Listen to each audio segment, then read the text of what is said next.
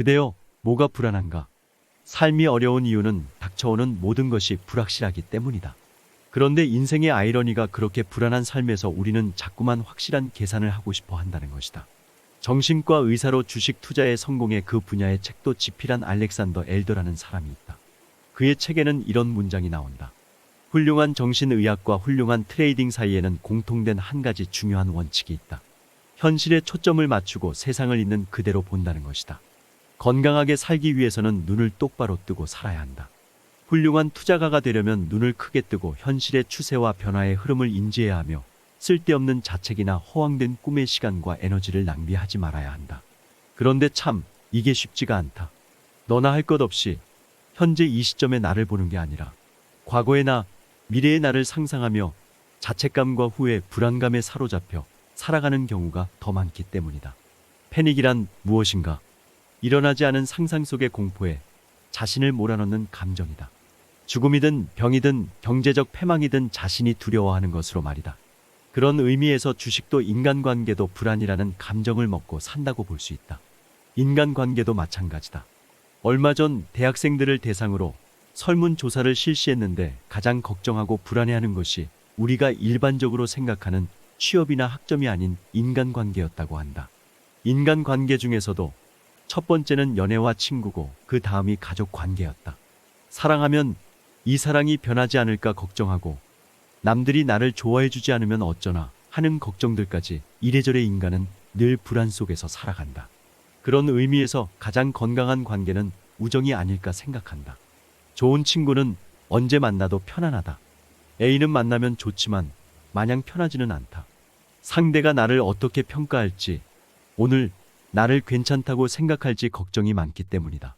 그러나 좋은 친구는 나를 한결같이 바라봐준다. 그리고 내가 힘들 때 나를 탓하기보다 걱정부터 해준다. 편안함, 신뢰, 희망을 나누는 관계를 가질 수 있으면 우리의 삶도 덜 불안해질 것이다. 사실 인간의 실존 자체가 불안과 연결되어 있다. 독일의 철학자 마르틴 하이데거의 표현을 빌리자면 내가 태어났을 때 내 환경이 어떨지, 부모가 나를 사랑해줄지, 내 인생이 어떻게 풀릴지 등 아무것도 모른 채 세상에 내던져진 존재가 인간이기 때문이다. 즉 피투성이란 말이다. 그러니 실존 자체가 불안일 수밖에 없다. 타인과의 인간관계든 삶이든 제대로 살아내기 위해서는 이 불안한 감정을 잘 다스려야 한다. 공자가 왜 아침마다 주역점을 쳤겠는가? 불안했기 때문이다. 매번 3,000명의 제자를 데리고 자신을 알아주는 군주를 만나기 위해 길을 떠나야 했으니 그 불안감이 어땠을지는 짐작이 가고도 남는다. 사람에 따라서는 불안감을 이겨내기 위해 오히려 파괴적인 행동을 하기도 한다. 이는 우리가 원하는 담백한 삶을 방해하는 가장 큰 원인 중 하나다. 상대가 나를 사랑하는지 아닌지 그 불안을 견디지 못해 먼저 이별 선언을 하는 사람도 있고, 시험에 대한 불안으로 인해 아예 시험 자체를 포기하는 사람도 있다. 성경에 나오는 달란트 이야기도 불안이 주제다. 어느 날 주인이 길을 떠나면서 하인들에게 1달란트씩 나누어 준다. 시간이 흘러 다시 돌아온 주인이 하인들에게 자신이 나눠준 달란트를 어떻게 했는지 묻는다. 받자마자 땅에 묻은 사람도 있으며 투자를 잘해 몇 배의 이익을 남긴 사람도 있었다. 그러자 주인은 땅에 묻은 하인의 달란트를 빼앗아 몇 배의 이익을 남긴 하인에게 주었다. 자신의 잠재력을 낭비하는 사람에 관한 비유로 자주 인용되는 이야기이지만 그렇게 되고 마는 이유는 역시 불안감 때문이다. 불안의 발목을 잡히지 않으려면 그것을 떨쳐내려는 노력이 필요하다는 것을 보여준다. 우리는 일상생활에서 자신의 잠재력을 다 발휘하지 못한 채 살아가는 사람들을 종종 만난다. 과연 내가 해낼 수 있을까 하는 불안감 때문이다. 그리고 그런 사람들에게 당신은 지금 해내는 것보다 훨씬 더 뛰어난 잠재력을 가지고 있다라고 말해주면 자기를 위로하기 위해 거짓말하는 것 아니냐고 되묻는다. 자신의 능력에 대한 불안이 의심을 낳았기 때문이다. 결국 조금이라도 가볍고 담백하게 삶을 살아가고 싶다면 불안이라는 감정을 이겨내는 수밖에 없다. 그러기 위해 불안을 느끼는 즉시 일단 그 감정에서 벗어나야 한다. 계속해서 거기에 머물러 있으면 공황장애로 죽을 것 같은 공포감만 느끼게 될 것이다. 머릿속으로는 온갖 파국적인 결과만 떠오르기에 더욱 그렇다. 그러므로 불안을 느끼면 심호흡을 하면서 다른 쪽으로 눈을 돌려야 한다. 불안이라는 감정이 눈덩이처럼 커지는 것만 막아도 도움이 된다. 그 다음으로 불안에서 벗어나려는 시도를 해야 한다. 이는 내가 불안하다는 것을 인지하는 데에서부터 시작한다. 대개의 불안은 자신이 불안하다는 것을 받아들이지 않기 때문에 더 가중된다. 아, 지금 내가 불안하구나라고 노트에 써보아도 좋다. 내가 무엇을 불안해하는지, 무엇 때문에 그토록 걱정하는지 노트에 다 적어보고 가능하면 해결책에 대해서도 자세히 써볼 필요가 있다. 그렇게 하는 것이 도움이 되는 데에는 나름의 이유가 있다. 그 과정에서 언어 능력에 해당하는 자네가 일을 하기 때문에 어느 정도 냉정함을 찾을 수 있는 것이다. 마지막으로 지금 이 시점에 집중하기 바란다.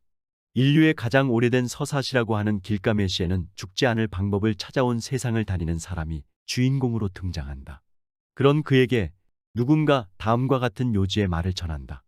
운다고 해서, 슬퍼한다고 해서 죽지 않는 것은 아니다.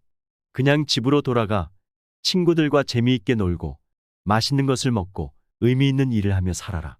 성경의 전도서에서 솔로몬 역시 하나님을 찬양하면서 그 순간 주어진 것들을 즐기는 것 외에는 방법이 없다고 되풀이하여 말한다. 과거에 대한 후회와 죄책감, 미래에 대한 걱정 모두 현실이라는 시간을 갉아먹는 감정이라는 사실을 알아야 한다.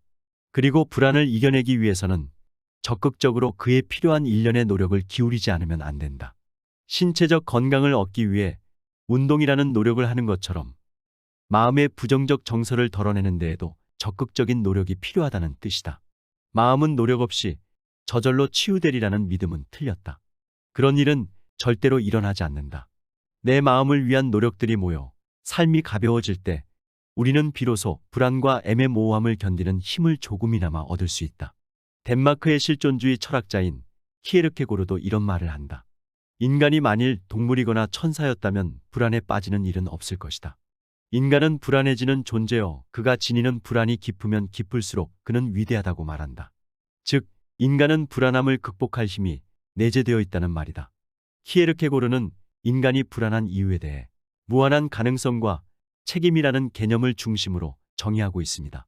키에르케고르는 인간이 불안을 느끼는 이유는 인간의 존재가 무한한 가능성을 갖고 있기 때문이라고 말합니다. 인간은 선택의 주체이며 미래에 대한 불확실성과 선택의 압박은 인간을 불안하게 만듭니다. 우리는 삶의 여러 영역에서 다양한 선택과 결정을 내려야 하고 이 선택들은 우리의 삶에 영향을 미칩니다. 그리고 이 선택들은 미래의 우리 자신과의 관계와도 연결되어 있습니다. 또한 키에르케고르는 인간이 불안을 느끼는 이유는 책임이라는 개념과도 관련시킵니다. 인간은 자유를 가지고 있는 존재로서 자신의 선택과 행동에 대한 책임을 져야 합니다. 그러나 이 책임은 가벼운 것이 아니며 때로는 무거운 짐처럼 느껴질 수 있습니다. 이는 우리가 선택을 통해 자신의 삶을 만들어 가야 한다는 책임감 때문에 발생하는 것입니다. 결국 키에르케고르는 인간의 불안은 무한한 가능성과 선택에 대한 책임으로부터 비롯된다고 주장합니다. 이러한 불안은 우리가 직면하는 현실이며 그 자체로 인간의 삶에 내재된 도전과 성장의 기회입니다. 그리고 이 불안을 인식하고 받아들이며 자유로운 선택과 책임을 통해 우리는 의미 있는 삶을 살아갈 수 있다는 것을 키에르케고르는 말하고 있습니다. 솔로몬이 기록한 전도서 1장 14절에 This too shall pass away. 이 또한 지나가리라. 정말로 멋진 말입니다. 역경을 극복하든 같이 싸우든 아니든 간에 망각의 세월 속에 모두 묻혀집니다. 성경에서도 불안과 근심, 걱정에 대해 다양한 해석과 극복 방안을 제시하고 있습니다. 시편 103장 15절부터 16절에 이런 글귀가 있습니다. 인생은 그날이 풀과 같으며 그 영화가 들의 꽃과 같도다. 그것은 바람이 지나가면 없어지나니 그 있던 자리도 다시 알지 못하거니와. 마태복음 6장 25절부터 34절. 예수님은 삶의 걱정에 대해 말씀하십니다. 그는 새들이 심지어 식량을 걱정하지 않고 하늘의 아버지께서 돌보아 주시는 것을 보고 우리도 하나님의 돌봄과 돌보심을 믿어야 한다고 가르치십니다. 그러므로 내게 걱정할 것을 많이 해결하라고 말하며 하나님의 나라와 그 의로움을 구하라고 권장하고 있습니다. 빌립보서 4장 6절부터 7절. 아무것도 염려하지 말고 모든 일에 기도와 간구로 너희 구할 것을 감사함으로 하나님께 아뢰라. 그리하면 모든 지각에 뛰어난 하나님의 평강이 너희 마음과 생각을 그리스도 예수 안에서 지키시리라고 말씀하십니다. 이 문단에서는 기도와 감사를 통해 하나님께 우리의 걱정과 근심을 부탁하라고 권장하며 그 결과로 하나님의 평강이 우리를 지키실 것이라 약속하고 있습니다. 베드로전서 5장 7절에서는 너희 염려를 다 주께 맡겨버리라. 이는 그가 너희를 돌보심을 돌보심이라고 말씀하십니다. 이 문단에서는 우리의 걱정과 근심을 주님께 맡기라고 권장하며 하나님은 우리를 돌보심으로 지켜주시는 분이라고 약속하고 있습니다. 이러한 말씀들은 불안과 근심 걱정을 가진 우리에게 하나님의 돌봄과 평강을 찾는 방향을 제시하고 있습니다. 기도와 감사, 하나님의 돌봄에 의한 신뢰는 우리를 안심과 평안으로 인도해 줄 수 있습니다. 또한 하나님의 나라와 의를 우선으로 찾으며 올바른 우선순위를 가지고 살아감으로써 불안과 근심을 극복할 수 있지 않을까 생각합니다. 오늘은 여기서 이만 줄일까 합니다. 평온하고 행복한 하루를 보내시길 바랍니다. 감사합니다.